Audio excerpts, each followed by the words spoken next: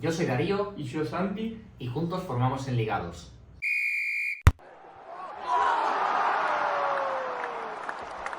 Llegó el lunes y como siempre en el ligado después de cada fecha llegó el resumen por jornada. En este caso vamos a hablar de lo que nos dejó la jornada 30, una jornada medio rara porque los que eran principales candidatos a ganar sus partidos por seguir peleando la liga no lo pudieron hacer, ganaron los que están peleando por no descender, no ganó ningún local, una jornada rara en la que vamos a analizar hoy. Veremos todavía si el Leganés mantiene eso, porque hoy juega Leganés contra Osasuna a las 9 de la noche en el campo en Butarque.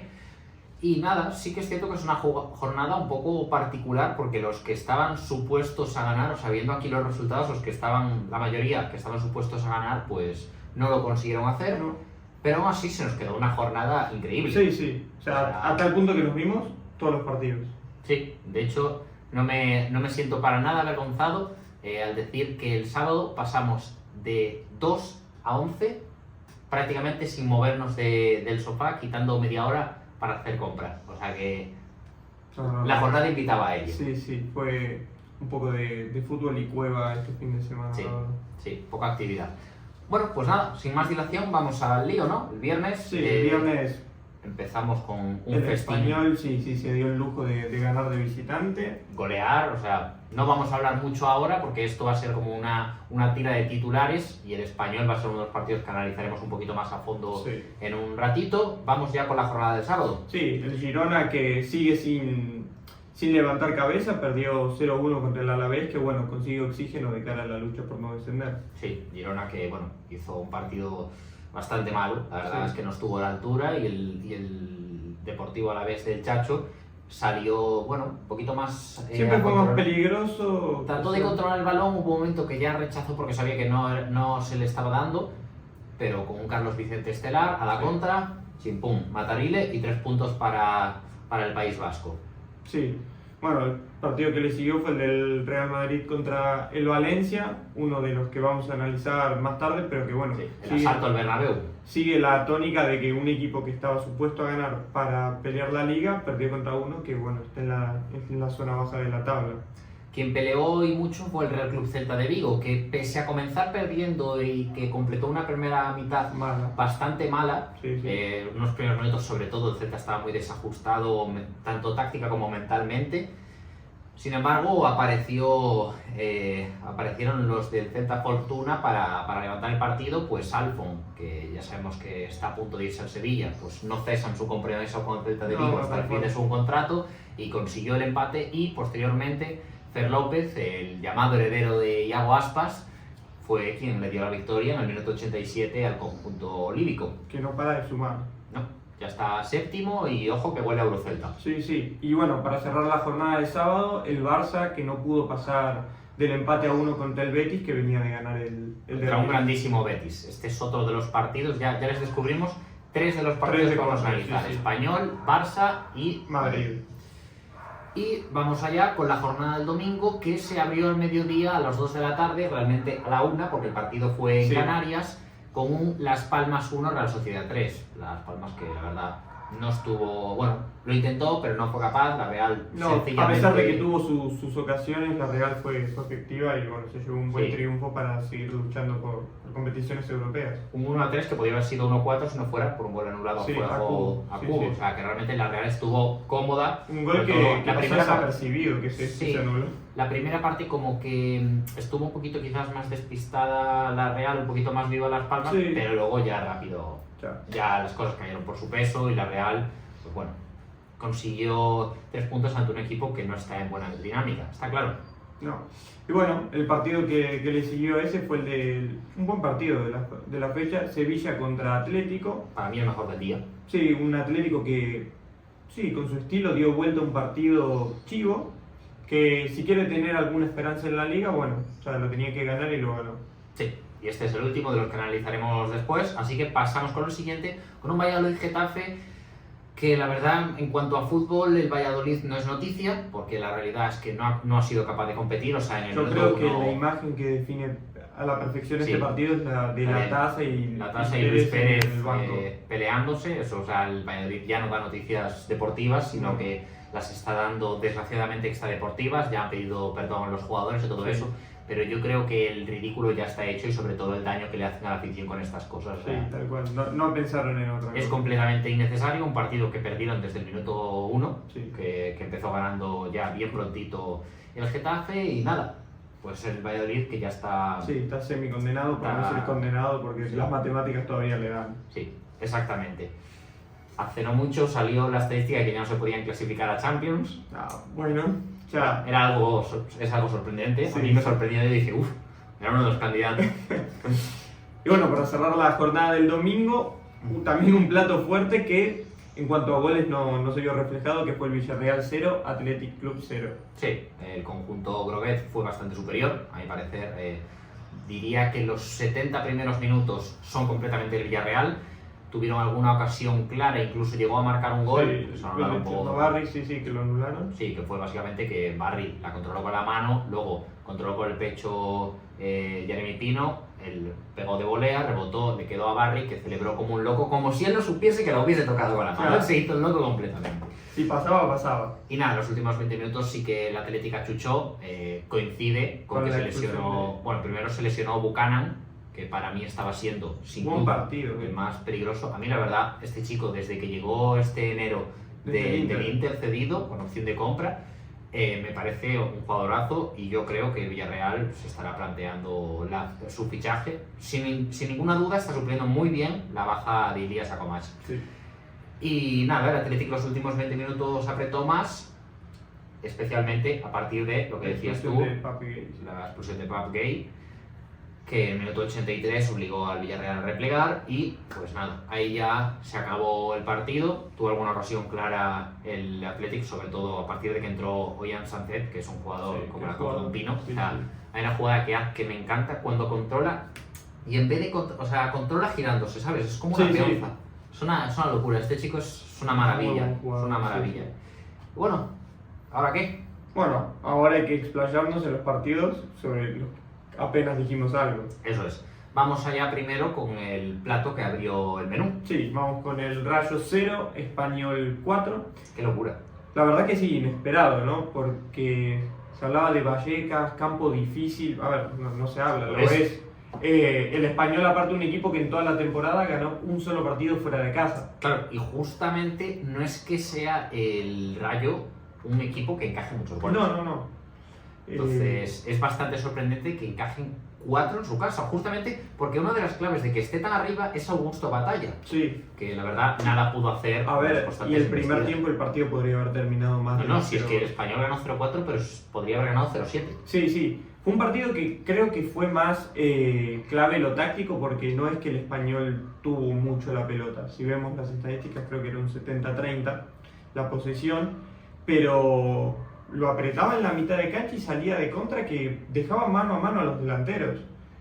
Y hay que hacer una mención también, creo, para Joan García, porque ni bien empezó el segundo tiempo y el Rayo apretó, Joan como siempre apareció. Sí, completamente. Es un porterazo e hizo lo suyo. Y estaba viendo ahora que el Español consiguió hacerle al Rayo 4 goles que esta temporada no los había recibido. No. O sea, lo máximo que había recibido eran 3, pero lo recibió varias veces. Pero 4 no lo había marcado nadie. Y el Español no marcaba 4 goles fuera de casa hace 12 años. Así que imagínate. Qué barbaridad, es que el partido fue increíble. Yo creo que lo podemos definir como contundencia en las áreas, porque Joan García atrás estuvo de maravilla y arriba Puado. El Español aprovechó la Puado de maravilla en todas las acciones ofensivas, pasaba por las botas del catalán, por las bodas no jugaba casándose. Y luego Roberto Fernández tuvo 2, fue 2, ¿no? Marcó 1, hicieron el penal en el tercero. Marcó 1 y además tuvo varias ocasiones que podía haber seguido perfectamente con un hat-trick bajo el brazo. Otra cosa a destacar, me parece que son 2 jugadores que habitualmente no son titulares en el equipo, que son Antonio Roca, que reemplazaba a Jofre Carreras, y Edu Expósito, que reemplazaba a Kral, que es uno de los mejores jugadores de la temporada del Español, y lo hicieron ambos muy bien. Sí, es que realmente el Español fue completamente superior. La primera media hora fue una locura. No lo podíamos creer. O sea, era estar viendo el partido y estar diciendo, pero este es el Español. Tal cual. O sea, este es el equipo que hay jornadas que no da 2 pases seguidos. Es ese mismo equipo, sí. O sea, me pareció un completo sin sentido. Fue una locura y sobre todo también me sorprendió evidentemente para mal el Rayo Vallecano, que se mostró sin ningún tipo de capacidad de reacción. Luego sí que es cierto que desde el minuto 45 hasta el 60 más o menos, bueno, apretó un poquito. A partir del ingreso de Isi Palazón. Sí, se notó mucho Isi Palazón, pero realmente no fue... No fue suficiente, no.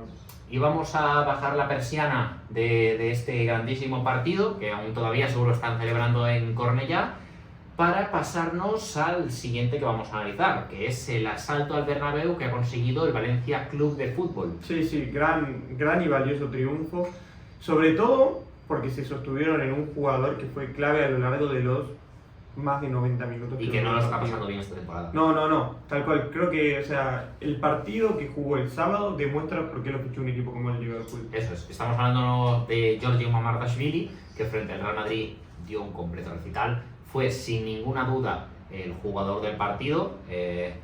Tuvo un poquito de suerte el Valencia, porque la verdad es que coincidió que Mbappé estaba falto de puntería y de posicionamiento, porque cayó en fuera de juego en numerosas ocasiones.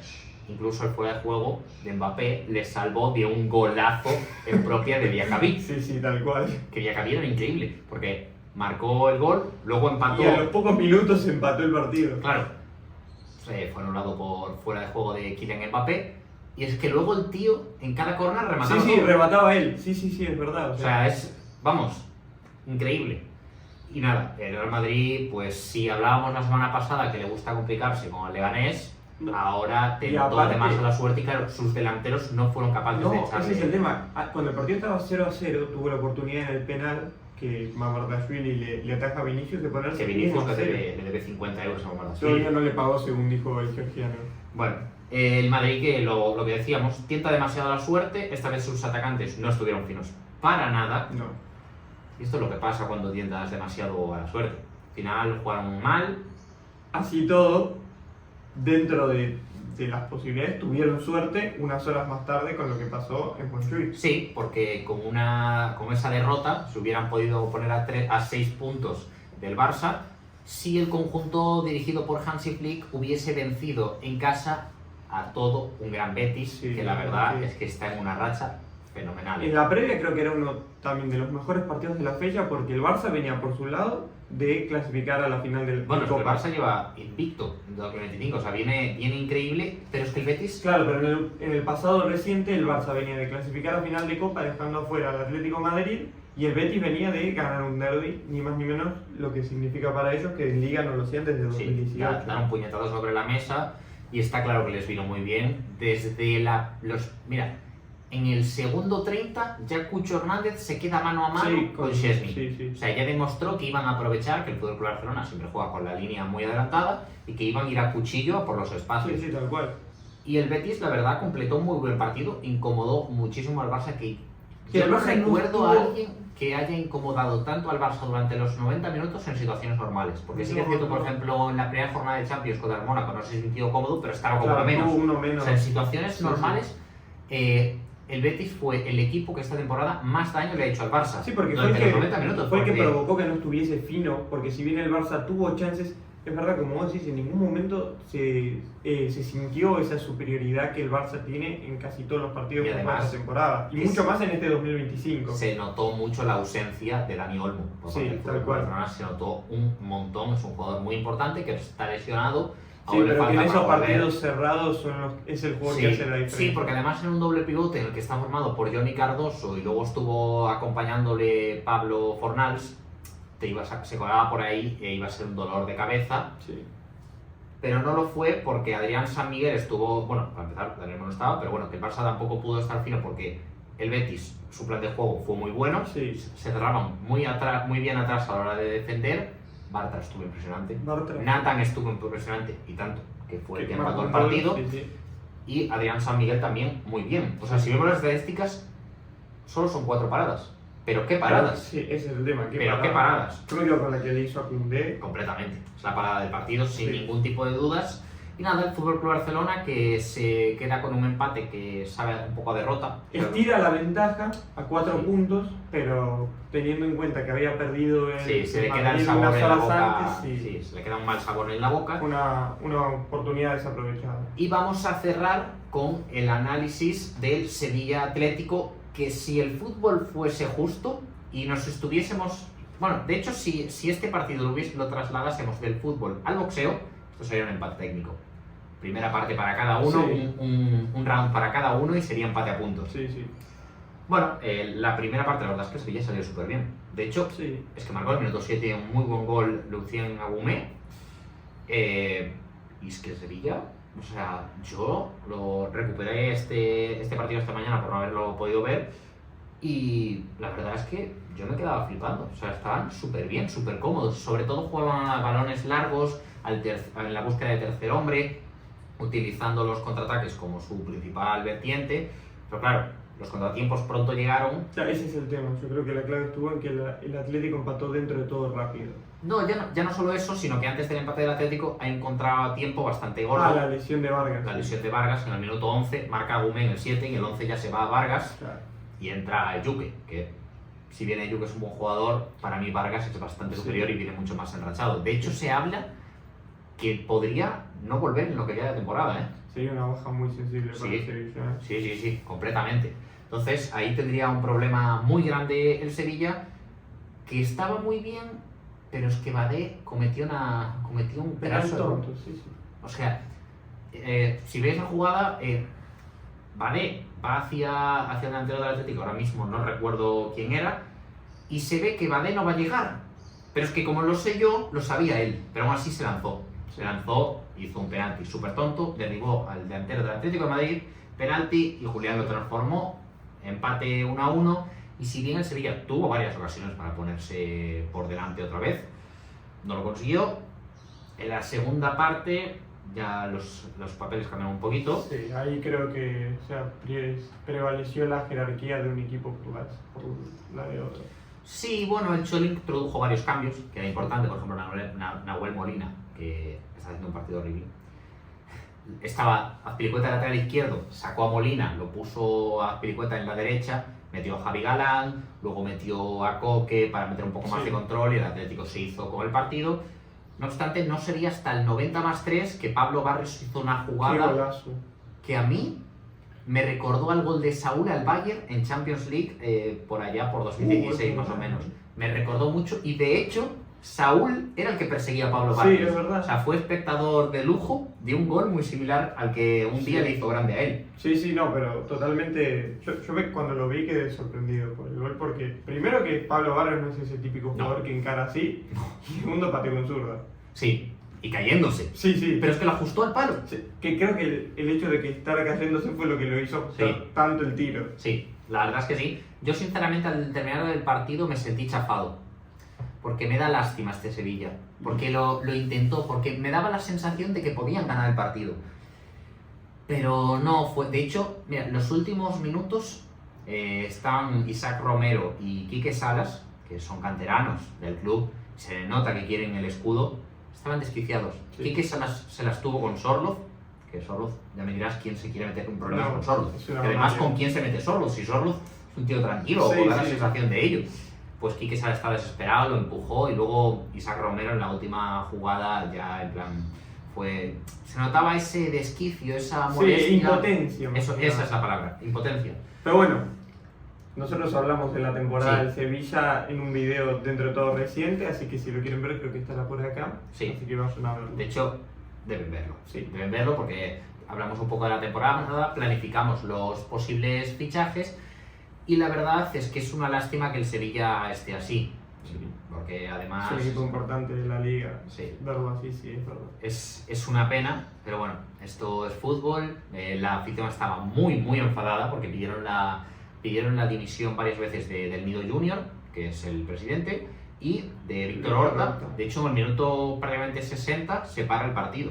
Sí, es verdad. O sea, la cosa se puso bastante fea, pero bueno, le deseamos lo mejor al Sevilla, esperemos que pronto pueda volver. Y nada, la jornada se cierra hoy. Sí, con el Leganés Osasuna a las 9 de la noche, que bueno, veremos si el Leganés puede romper esta racha de que los locales no ganan. Sí, y Osasuna veremos si puede volver a ganar, que ya hace tiempo que no lo consigue. Así que bueno, es momento ya de ir pasando a la mejor parte del vídeo. A la mejor parte, el enligado, desligado y jugador piola. Que venga, vamos a explicarlo para que la gente no se pierda. Muy breve. El enligado es el mejor equipo de la jornada, el desligado es la decepción y el jugador piola el jugador más destacado. Hemos de decir que tratamos de no coincidir. Entonces hay elecciones que no son exactamente las mismas, aunque podrían serlo perfectamente.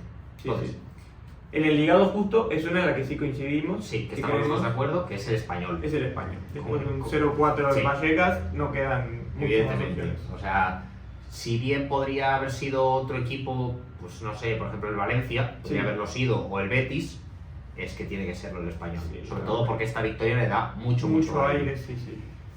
Pasamos al desligado. Decimos primero el tuyo, yo digo después el mío, que creo que se explica mejor. Vale. Bueno, di primero el tuyo. Bueno, el mío es el Barça, si bien dentro de todo no se puede decir que jugó mal, no estuvo fino y no aprovechó la derrota del Madrid en casa contra el Valencia, que lo hubiese alejado 2 puntos más de lo que está alejado ahora. Que ahora que tú mencionas esa derrota del Madrid, mi desligado es el Real Madrid, que hace un partido muy malo.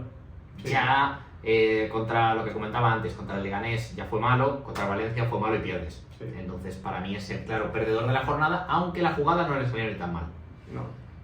Pero bueno, y vamos a cerrar ya con el Piola, que en el Piola, la verdad, yo lo cambio para no coincidir con él y que haya un poquito más de variedad, pero reconozco que puede llegar a ser el hombre de la jornada, su mencionado. Giorgi Mamardashvili. La verdad que poco más que decir de él después de lo que fue su actuación contra el Madrid. Un penal atajado, 8 paradas, o sea, 7 u 8 paradas más. La verdad que un escándalo. Incluso después del gol de Hugo Duro, le saca un mano a mano a Rüdiger.